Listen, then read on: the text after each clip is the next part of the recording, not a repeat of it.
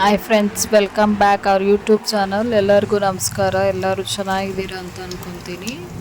ಇವತ್ತು ಮಸಾಲ ಉಪ್ಪಿಟ್ಟು ಮಾಡೋಣ. ಸಿಂಪಲ್ಲಾಗಿ ಮತ್ತು ಸ್ವಲ್ಪ ತೆಳ್ಳಗಿರುತ್ತೆ ಉಪ್ಪಿಟ್ಟು. ತೆಳ್ಳಗಿದ್ರೆ ಚೆನ್ನಾಗಿರುತ್ತೆ ತಣ್ಣಗಾದ್ಮೇಲೆ ತಿನ್ನೋಕ್ಕೆ. ಸ್ವಲ್ಪ ಗಟ್ಟಿ ಆಗಿಬಿಟ್ರೆ ಸ್ಟಾರ್ಟಿಂಗಲ್ಲಿ ತಣ್ಣಗಾದ್ಮೇಲೆ ತಿನ್ನೋಕ್ಕಾಗಲ್ಲ. ಫಸ್ಟು ನಾನು ಮಸಾಲೆಗೆ ಏನೇನು ಬೇಕು, ಈರುಳ್ಳಿ, ಟೊಮೊಟೊ, ಬೆಳ್ಳುಳ್ಳಿ, ಕೊತ್ತಂಬರಿ ಸೊಪ್ಪು, ಸ್ವಲ್ಪ ಪುದೀನ, ಸ್ವಲ್ಪ ಕಾಯಿ ತುರಿ, ಒಂದು ಟೊಮೊಟೊ, ಬೆಳ್ಳುಳ್ಳಿ ಎಲ್ಲ ಹಾಕಿ ರುಬ್ಕೊತೀನಿ. ಕಾದ ಪಾತ್ರೆಗೆ ಒಂದು ಸ್ವಲ್ಪ ಸಾಸಿವೆ, ಜೀರಿಗೆ, ಎಣ್ಣೆ ಎಲ್ಲ ಹಾಕಿ ಚಿಟಪಟ ಅಂದಮೇಲೆ ಸಾಸಿವೆ, ಜೀರಿಗೆ ಎಲ್ಲ ರುಬ್ಬಿದಂಥ ಮಸಾಲೆನ ಹಾಕ್ತೀನಿ.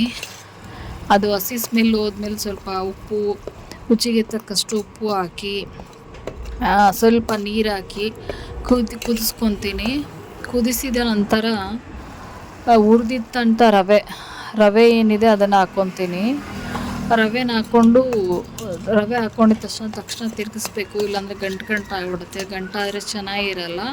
ಮೊದಲೇನ ರವೆ ಹುರಿದಿಟ್ಕೊಂಡಿದ್ದೀನಿ ನಾನು. ಹುರಿದಿಟ್ಟಂಥ ರವೆನ ಹಾಕ್ತಾಯಿದ್ದೀನಿ.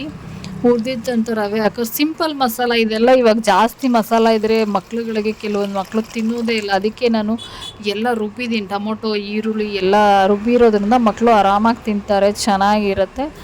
ಅದಕ್ಕೆ ಹಾಕಿದ್ದೀನಿ. ಇವಾಗ ರವೆ ಎಲ್ಲ ಹಾಕಾದ್ಮೇಲೆ ಒಂದು 2 ನಿಮಿಷ ಕೈ ಆಡಿಸಿ ಮುಚ್ತೀನಿ. ಮುಚ್ಚಾದ್ಮೇಲೆ ಬೆಂದಿರುತ್ತೆ. ಮುಚ್ಚೋದ್ರಿಂದ ಚೆನ್ನಾಗಿ ಬೇಯುತ್ತದು. 5 ನಿಮಿಷ ಬಿಟ್ಟು ತೆಗೆದ್ರೆ ಮಸಾಲ ಉಪ್ಪಿಟ್ಟು ಸವಿಯಲು ಸಿದ್ಧ, ರೆಡಿ ಆಗುತ್ತೆ. ತುಂಬ ಟೇಸ್ಟಾಗಿರುತ್ತೆ. ಮತ್ತು ಉಪ್ಪಿಟ್ಟಿಗೆಲ್ಲ ಹಾಗಾಗಿ ಟೊಮೊಟೊ, ಈರುಳ್ಳಿ ಹಾಕೋದ್ರಿಂದ ಮಕ್ಕಳೆಲ್ಲ ತೆಗೆದಿಡ್ತಾರೆ, ಅದನ್ನು ತಿನ್ನೋದಿಲ್ಲ. ಈ ಥರ ರುಬ್ಬಾಕಿದ್ರೆ ಉಪ್ಪಿಟ್ಟು ರುಬ್ಬಾಕೋದ್ರಿಂದ ಎಲ್ಲ ಜೊತೆಗೆ ತಿಂತಾರೆ.